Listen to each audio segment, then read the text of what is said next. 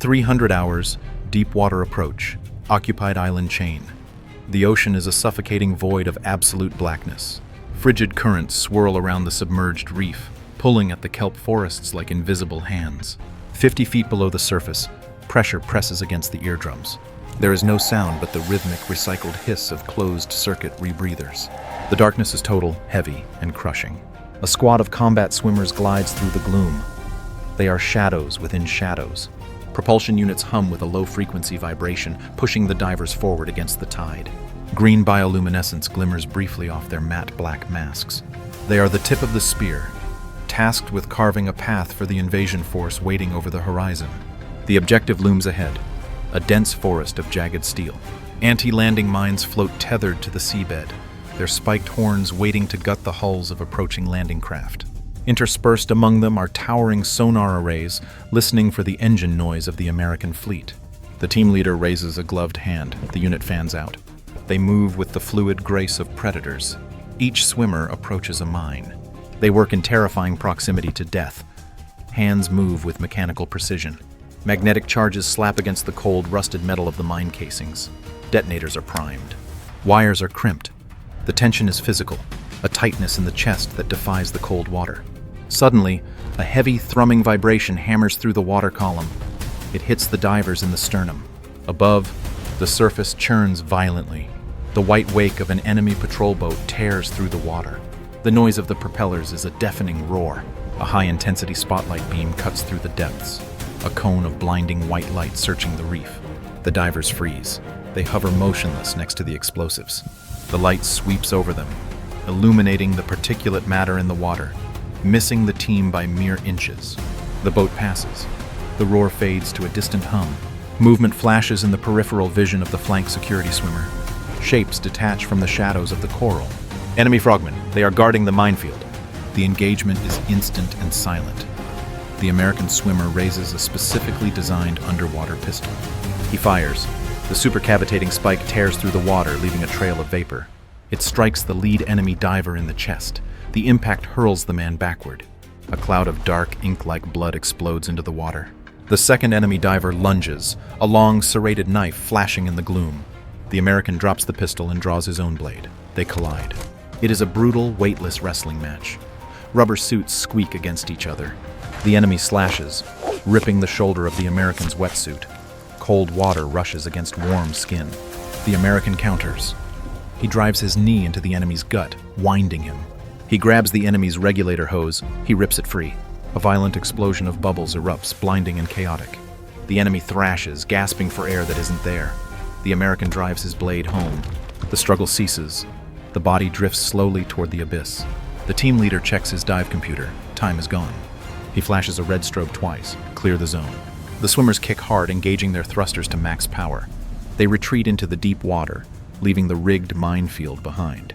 The timing mechanism clicks to zero. The ocean floor heaves. A massive, dull concussion ripples through the sea. The shockwave travels faster than sound, hitting the retreating divers like a physical punch. Behind them, the minefield disintegrates. Orange spheres of fire erupt underwater, boiling the sea instantly. The steel mines shatter. The sonar towers buckle, their metal legs twisting and snapping under the force of the blast. Debris rains down on the coral. The underwater wall is breached.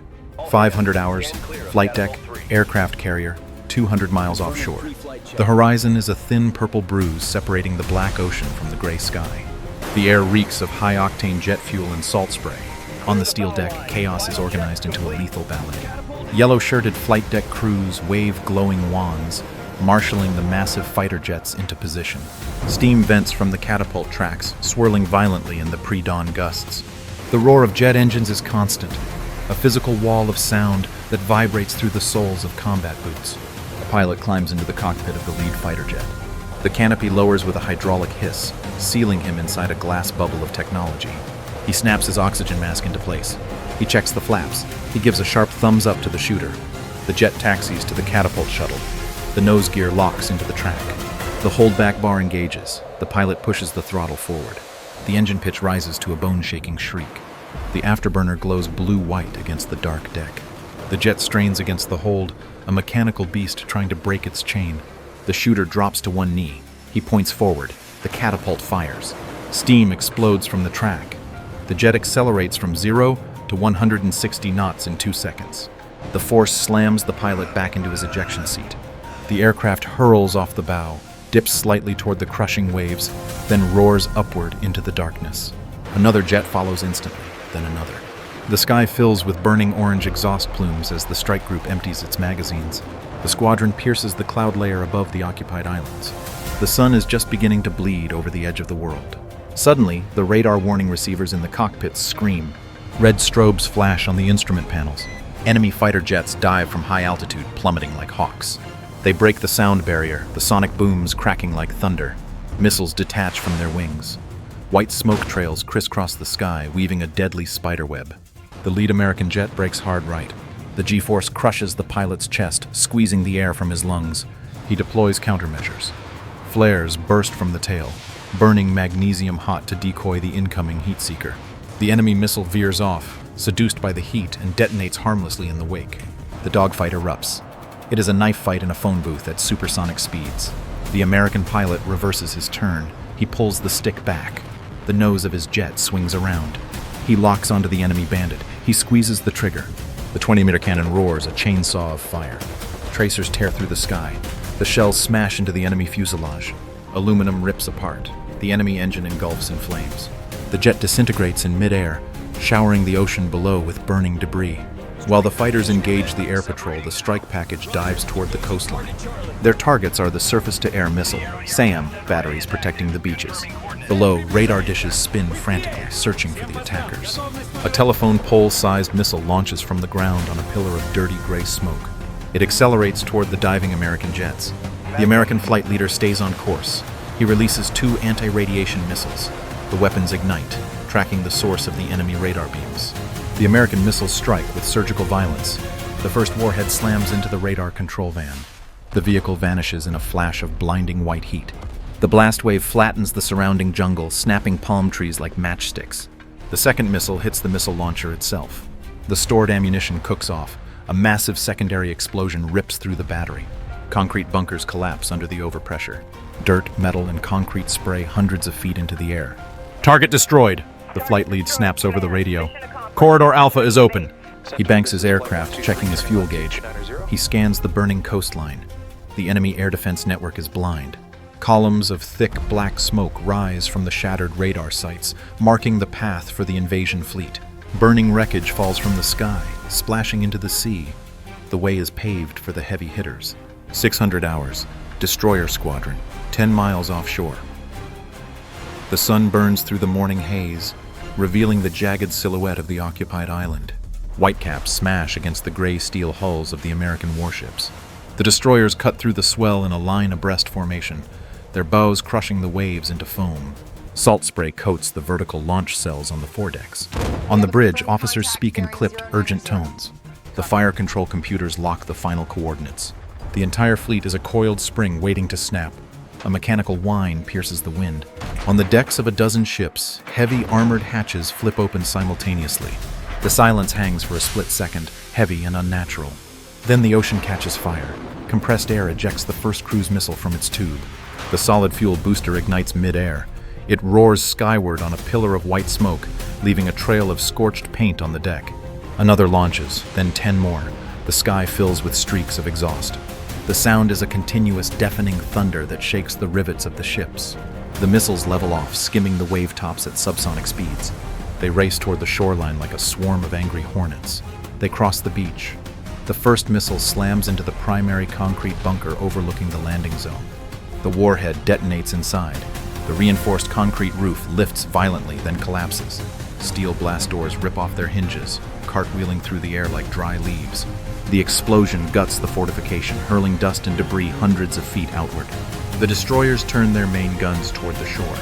The 5-inch turrets rotate with hydraulic precision. They fire. The recoil rocks the massive ships. Brass casings the size of fire hydrants clatter onto the steel decks. The shells arc over the water, whistling as they tear through the air. They impact the tree line behind the beach. The earth erupts. Palm trees shatter into jagged splinters, turning into deadly shrapnel. Trenches collapse, burying enemy infantry under tons of loose soil. The barrage is relentless. Explosions stitch a line of destruction up the hillside, pulverizing barbed wire obstacles and machine gun nests. A fuel depot takes a direct hit. A massive fireball rolls upward, turning the black smoke orange. "Adjust fire, Grid Sierra 2!" The tactical action officer barks into the handset. Continuous fire for effect. The autoloaders cycle. The guns fire again and again. The coastline disappears behind a curtain of dust and cordite. The hammering vibration travels through the water, shaking the hulls of the waiting landing craft miles away. The enemy defenses are being disassembled piece by piece. The shelling stops as abruptly as it began. The silence rushes back, ringing in the ears. The coastline is unrecognizable. Thick gray smoke blankets the beach, obscuring the sun. Fires burn in the cratered ruins of the defensive line. The enemy position is hammered, dazed, and broken. 6:45 hours, surf zone, Red Beach. The ocean heaves with oily gray swells. The smoke from the naval bombardment clings to the water's surface, a thick, acrid fog. 30 amphibious assault vehicles churn through the surf, arranged in a ragged line. Their diesel engines roar, struggling against the incoming tide. They look like rectangular steel coffins bobbing in the waves. Inside the troop compartments, 20 Marines sit knee to knee. The air is hot, smelling of vomit, wet gear, and gun oil. The vehicle commander peers through the periscope, watching the shoreline get closer. The tracks grind against the seabed. The lead vehicle lurches up out of the surf, water cascading off its sloped armor. It hits the wet sand. The tree line erupts. A wall of heavy machine gun fire slams into the landing force.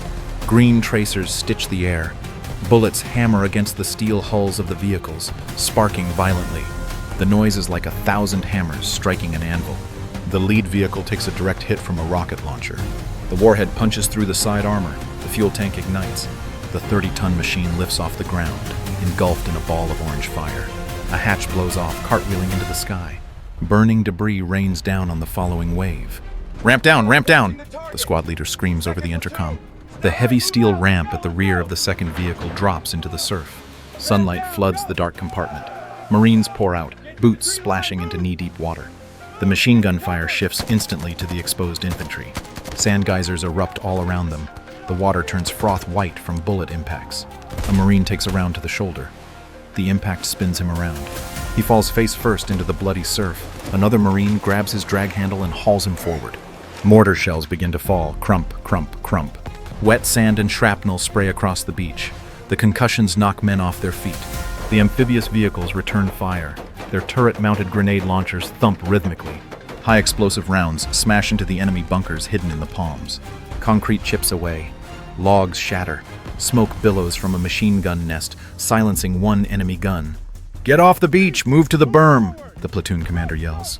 He waves his assault rifle forward. The Marines sprint through the kill zone. They slip on the wet sand. They dive over driftwood. They scramble toward the natural seawall at the high tide mark. Bullets snap past their heads, cracking the air. A mortar lands 10 yards away. The blast throws a wall of sand over the squad, burying them momentarily. They shake it off and keep moving. They slam their bodies against the base of the sand berm. They are pinned down. Behind them, the burning wreck of the lead vehicle spews black smoke into the sky. The waves wash over the bodies of the fallen. The beach is a slaughterhouse, but the boots are on the ground. 7:30 hours, the seawall, Red Beach. The tropical heat rises, mixing with the choking dust of the battlefield. The noise is a constant grinding roar of small arms fire. Behind the fragile safety of the sand berm, the Marine platoon huddles in the dirt. Bullets snap overhead, chewing away the top of the dune, showering the men with hot sand. A concrete seawall looms 10 yards ahead, topped with razor wire and firing ports. It blocks the exit from the killing zone. The attack is stalled. "Engineers, up!" the platoon sergeant bellows over the noise. 2 combat engineers crawl forward on their stomachs. They drag heavy canvas bags filled with plastic explosives. They slither through the debris, keeping their heads below the line of fire. Bullets strike the concrete wall inches above their helmets, sending stone chips flying. They reach the base of the wall. With shaking but practiced hands, they slap bricks of C4 against the reinforced concrete. They jam detonators into the soft putty. They unspool the firing wire as they scramble backward to the berm. "Fire in the hole!" The engineer squeezes the clacker. The wall vanishes in a violent cloud of gray dust and black smoke. The concussion hits the Marines in the chest, knocking the breath out of them. A massive breach opens in the concrete, exposing the trench network behind it. "Go! Go! Go!" The Marines surge forward. They sprint through the smoke, leaping over chunks of shattered masonry. They dive into the enemy trench. The combat becomes instant and primal. The trench is narrow, smelling of wet earth and unwashed bodies. An enemy soldier rounds the corner, raising his assault rifle. The lead Marine fires from the hip. 3 rounds tear through the enemy's chest. The soldier collapses backward into the mud. A grenade flies out of a bunker entrance. "Grenade!" a Marine screams. He kicks it into a sump hole. He dives. The explosion shakes the trench walls, raining dirt down on the squad. The Marine rolls over, ears ringing, and tosses a fragmentation grenade into the bunker. A dull thud follows, then a scream, then silence. The fighting moves room to room. Marines kick down wooden doors. They spray rooms with automatic fire before entering. The air is thick with drywall dust and gun smoke. In a connecting tunnel, a Marine and an enemy soldier collide. There is no room to shoot. The enemy swings an entrenching tool. It strikes the Marine's helmet, cracking the mount for his night vision. The Marine drives the butt of his rifle into the enemy's face. Bones crunch. The enemy falls. The Marine stands over him and fires once. "Clear left! Clear right!" The squad pushes to the end of the trench line. They set up a heavy machine gun on the parapet facing inland. The immediate area is a ruin of churned mud, shell casings, and bodies. The seawall is breached. The foothold is secure. 08:15 hours, beachhead supply zone, Red Beach. The air vibrates with a new, deeper frequency. Behind the secured seawall, the Marines keep their heads down as enemy mortar rounds churn the wet sand. The small arms duel is a constant snapping rhythm. Then the horizon disappears behind a wall of white mist. 3 massive hovercrafts roar toward the shore, riding on cushions of high-pressure air. They move with unnatural speed, drifting sideways over the swells before correcting course. The noise of their massive fans drowns out the gunfire, a screaming mechanical gale that flattens the surf. The lead hovercraft surges over the waterline. It flies right up the beach, ignoring the treacherous sand that bogged down the earlier assault vehicles. It drifts to a halt just short of the seawall. The rubber skirt deflates with a massive hiss, settling the vessel onto the ground. The bow ramp drops. Chains clatter against steel. A turbine engine whines, rising to a piercing shriek. A main battle tank lurches out of the dark cargo hold. It is a beast of composite armor and depleted uranium, painted in drab tan. The ground shakes as 60 tons of steel hit the beach. The tracks bite into the sand, throwing up rooster tails of dirt. A second tank follows, then a third. The armored fist of the invasion force has arrived. The lead tank revs its engine and climbs the debris slope of the breached seawall. It crests the rise, exposing its turret to enemy fire. Heavy machine gun bullets ping harmlessly off the sloped armor, sparking like flint against stone. An enemy anti-tank rocket streaks from the tree line. It impacts the tank's front glacis. The reactive armor tiles explode outward, shredding the incoming warhead and neutralizing the blast. The tank does not stop. It does not slow down. The turret rotates with terrifying speed. The 120mm smoothbore cannon levels. Boom! The shockwave kicks up a dust cloud around the hull. The sabot round leaves the barrel at hypersonic speed. It crosses the 300 yards to the enemy bunker complex in a fraction of a second. The impact is catastrophic. The reinforced pillbox simply ceases to exist. Concrete atomizes. The roof collapses, crushing the heavy weapons squad inside. "Driver, advance! Crush them!" The tank commander yells into his throat mic. "Gunner, scan right, enemy armor!" An enemy armored vehicle breaks cover from the palms, trying to flank the beachhead. It fires its autocannon, the shells sparking off the American tank's tracks. The American gunner adjusts. He fires again. The depleted uranium penetrator punches through the enemy vehicle's engine block and exits the rear. The enemy vehicle shudders violently. Ammunition inside ignites. A vertical column of fire shoots out of the hatches like a blowtorch. The turret pops off, landing upside down in the mud. The American tanks form a wedge. They roll forward, their treads grinding barbed wire and sandbags into the earth. They smash through the secondary defensive line, knocking down palm trees to clear firing lanes. The infantry squad rises from the trench, rallying behind the steel monsters. The stalemate is broken. The invasion force pushes inland. 09:30 hours, deep jungle, 1 mile inland. The air under the triple canopy rainforest is stagnant and suffocating. Sunlight pierces the dense foliage in jagged shafts, illuminating drifting pollen and swarms of insects. Vines hang from the ancient trees like hangman's nooses. The ground is a thick carpet of rotting vegetation that swallows the sound of combat boots. The infantry squad moves in a staggered column, sweating profusely. Their uniforms are soaked dark, clinging to their skin. Every shadow looks like a weapon. The distant rumble of the tank battle at the beach is muffled here, replaced by the buzzing of cicadas and the heavy breathing of men. The point man freezes. He raises a fist. The squad halts instantly, sinking to one knee. He points a gloved finger at a thin, translucent fishing line stretched across the game trail at ankle height. It disappears into a clump of ferns. Crack! A single shot rings out from high in the canopy. The point man's head snaps back violently. A mist of red sprays onto a broad green fern leaf. He crumples to the jungle floor. "Sniper, get down!" The squad dives into the undergrowth. Chaos erupts. A concealed machine gun opens up from a spider hole at the base of a banyan tree. Bullets shred the vegetation. Leaves and bark explode into the air. A Marine rolls behind a fallen log for cover. His boot catches a secondary tripwire. Click. A claymore mine strapped to the tree trunk detonates. The explosion sends hundreds of steel ball bearings tearing through the brush at supersonic speeds. Wood splinters. The Marine screams, clutching his shredded legs. Smoke fills the clearing, smelling of sulfur and burnt sap. "Suppressing fire, 12 o'clock!" the squad leader roars. The squad automatic weapon, saw gunner, slams his bipod onto a root. He holds the trigger down. The machine gun roars, spitting a stream of brass casings into the mud. The belt feeds rapidly, a blur of metal. The heavy rounds chew through the thick roots, protecting the enemy spider hole. The enemy fire falters under the volume of lead. "Grenadier, flush him out!" The Marine with the underbarrel launcher adjusts his leaf sight. Thump! The 40mm grenade arcs over the brush. It drops perfectly into the depression of the spider hole. A dull, muffled explosion lifts a cloud of dirt and body parts into the air. The enemy gun goes silent. The sniper fires again. The bullet kicks up dirt inches from the medic's face as he drags the wounded man to cover. The squad marksman presses his cheek against the stock of his rifle. He scans the high branches through his optic. He ignores the sweat stinging his eyes. He sees a shape that doesn't belong. The straight line of a rifle barrel against the curved branch. He exhales. He squeezes the trigger. The recoil punches his shoulder. High in the tree, a body jerks. The enemy sniper falls.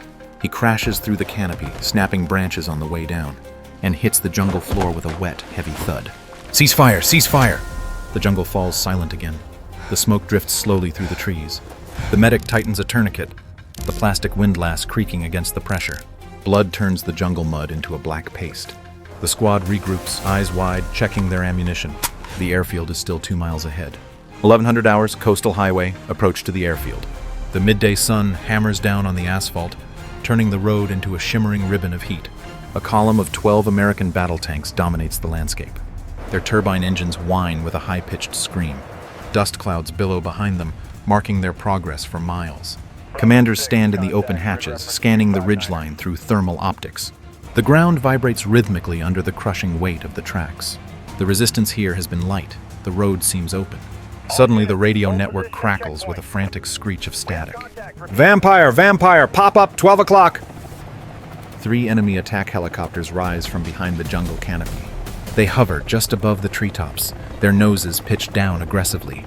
They look like dark, predatory insects. Stub wings bristle with ordnance. Flash, flash, flash. Anti-tank missiles leap from the helicopter rails. They trail gray smoke, spiraling as they accelerate toward the lead tank. "Pop smoke! Hard right!" the lead tank commander screams. Discharge tubes on the tank's turret fire. A wall of white phosphorus smoke explodes instantly, obscuring the vehicle. It is too late. The first missile dives through the smoke. It strikes the turret roof, the tank's weakest point. The explosion is deafening. The 50-ton machine shudders violently. The hatch, where the commander was standing seconds ago, vanishes in a fireball. The ammunition compartment ignites. A catastrophic pressure wave blows the massive turret completely off the hull. It flips in the air, landing upside down in the ditch with a ground-shaking thud. Burning fuel sprays across the road, creating a wall of fire. The remaining tanks slam on their brakes. Tracks lock, carving deep grooves into the asphalt. The enemy helicopters press the attack. They unleash a barrage of unguided rockets. The road erupts. Asphalt shatters. Shrapnel peppers the vision blocks of the tanks. An armored fighting vehicle takes a hit to its track. The steel links snap like a watch band, unspooling onto the road. "Engage! Engage!" the American column fights back. An anti-air vehicle in the center of the formation spins its turret. Its quad-mounted heavy cannons roar. A stream of high-explosive tracers reaches out, tearing through the air like a fiery whip. The rounds bracket the lead enemy helicopter. The shells impact the helicopter's fuselage. The cockpit glass shatters. The engine housing rips open. Thick black smoke pours from the rotor hub. The aircraft lurches sideways. The pilot loses control. The helicopter spins wildly, its tail boom chopping through the palm trees. It slams into the jungle floor, exploding into a ball of greasy orange flame. A soldier on the ground creates a firing solution. He shoulders a portable surface-to-air missile launcher. The seeker tone growls. He pulls the trigger.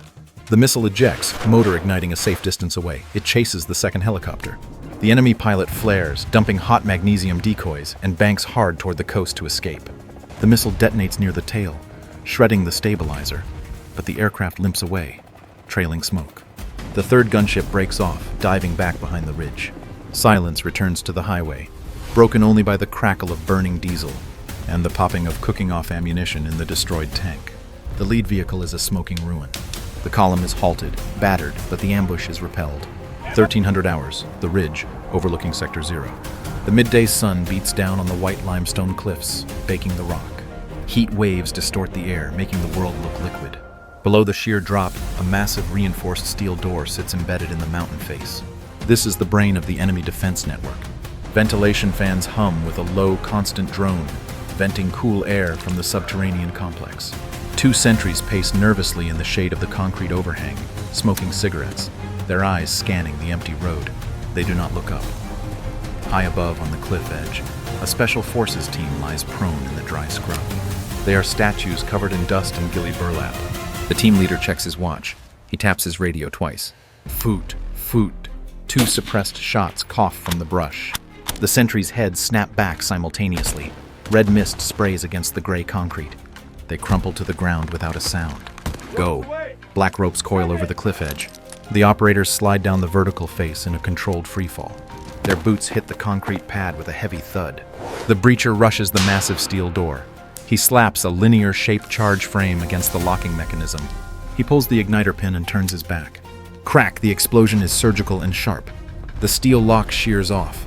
The heavy door groans, swings inward on broken hinges, and crashes to the floor. The team flows into the breach like water. The hallway is bathed in dim red emergency lighting. An alarm klaxon begins to wail, a deafening pulse. Flash out! The point man tosses a cylinder. Bang! A blinding white light sears the corridor. The concussion stuns the guards rushing from the guard room. The operators advance. Their suppressed carbines spit fire in rapid, rhythmic bursts. Shell casings chime on the tiled floor. The guards drop before they can raise their weapons. The team steps over the bodies, moving with ruthless efficiency. They reach the Command Information Center, CIC, at the end of the tunnel. The door is locked. The breacher fires a shotgun round into the hinges. The door flies open. The room is a cavern of technology. Massive screens cover the walls, displaying maps of the crumbling beach defenses. Enemy officers shout into phones. The sudden intrusion freezes the room. Down! Get down! The team leader roars. A bodyguard behind a server rack pops up, raising a submachine gun. Bullets spark wildly off the doorframe, sending concrete dust into the operator's eyes. The point man pivots instantly. He fires a controlled burst. The rounds punch through the server casing and strike the bodyguard. The man spins, crashing through a glass partition. Shards of glass rain down on the tactical map table. The enemy general reaches for a pistol on his belt. The team leader rushes him. He drives the muzzle of his rifle into the general's chest, knocking the wind out of it. He sweeps the general's legs. The officer hits the floor hard. Zip ties snap tight around his wrists. Burn it, the team leader orders. The comms specialist sprints to the main mainframe banks. He pulls the pins on 4 thermite grenades. He places them on top of the processors. Burning! The grenades ignite with a blinding white flare. Molten iron, burning at 4,000 degrees, eats through the steel casing. It melts the hard drives, the motherboards, and the encryption keys. Sparks shower the floor like fireworks. The giant screens on the wall flicker, distort, and then go dead black. The bunker fills with the smell of ozone and melting plastic. The enemy's nervous system is severed. The coordinated defense is now a headless body. 1500 hours, main airfield, Sector 1. The afternoon sun casts long, jagged shadows across the cratered tarmac. The air is thick with the smell of burning rubber, pulverized concrete, and ozone. The roar of combat has faded to sporadic pops of distant small arms fire. The runway is a graveyard of machinery. Wrecked enemy fighter jets sit crumpled on the taxiways, their wings sheared off, canopies shattered.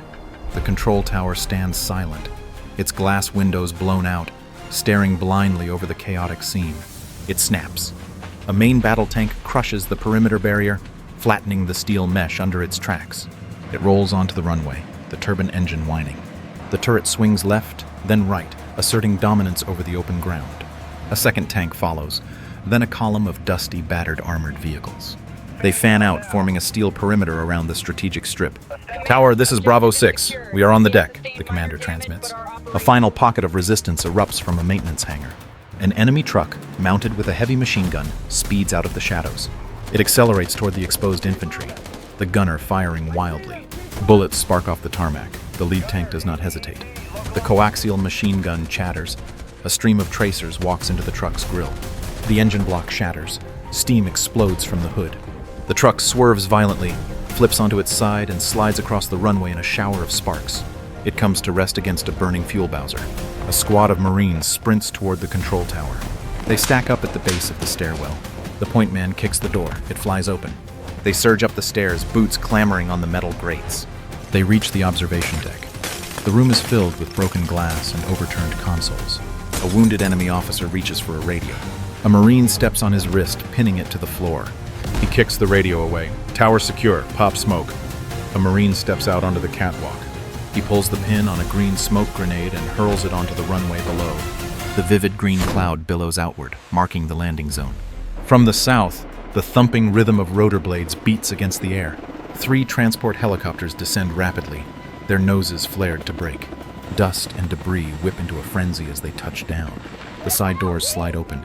"Bring them out! Move, move!" Corpsmen run from the casualty collection point near the hangars. They carry stretchers. On them lie the Marines from the beach, the jungle, and the road. Uniforms are cut away, revealing blood-soaked bandages. IV bags swing in the rotor wash.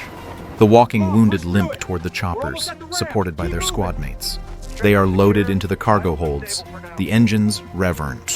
The helicopters lift off, banking hard toward the hospital ship offshore. On the roof of the terminal building, a corporal approaches the flagpole. The enemy banner hangs limp, shredded by shrapnel. He draws a combat knife. He slashes the halyard. The flag flutters to the ground. He clips the stars and stripes to the rope. He pulls. The flag rises. It catches the stiff ocean breeze, snapping open against the smoky sky. Below, the tank crews open their hatches. The infantrymen stop their patrol. For a brief second, they look up. Then they turn back to the perimeter, weapons raised. The island is taken. The war moves on.